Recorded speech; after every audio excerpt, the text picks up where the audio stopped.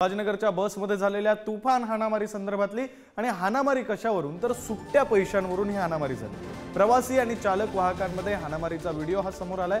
संभाजीनगरच्या वैजापूर बस स्थानकावरती ही घटना आहे। वादानंतर प्रवासी हा किरकोळ जखमी झालाय तर एकमेकांविरोधात वैजापूर पोलीस ठाण्यात तक्रार सुद्धा दाखल करण्यात आली। संभाजीनगरमध्ये एसटी बसमध्ये झालेला हा हाणामारीचा व्हिडिओ, एसटी बसच्या बाहेर झालेला हा हाणामारीचा व्हिडिओ, त्याचं सीसीटीव्ही फुटेज आता आपण पुढारी न्यूजच्या टीव्ही स्क्रीनवर पाहतो।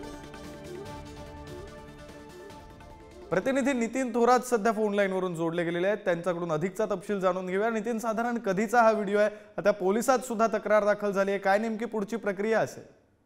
विक्रांत, संभाजीनगरच्या वैजापूर बस स्थानकावरील ही घटना आहे।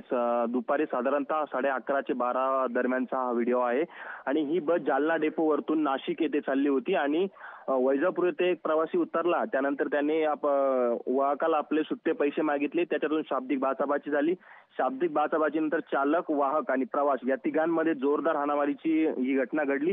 त्यानंतर बाकीच्या प्रवाशांनी त्याच्यामध्ये मध्यस्थी केली आणि हा वाद सोडवला।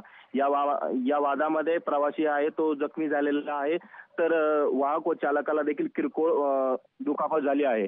या दुखापतीनंतर प्रवाशांनी हा सगळा वाद सोडवला। त्यानंतर ह्या सगळ्या घटनेनंतर पोलीस ठाण्यामध्ये याच्या तक्रार दाखल करण्यात आली आहे। एकमेकांविरोधात ही तक्रार दाखल करण्यात आली आहे। या सगळ्या घटनेनंतर आगार प्रमुखांनी या बसला पुढील प्रवासासाठी पाठवण्यात आलेला आहे।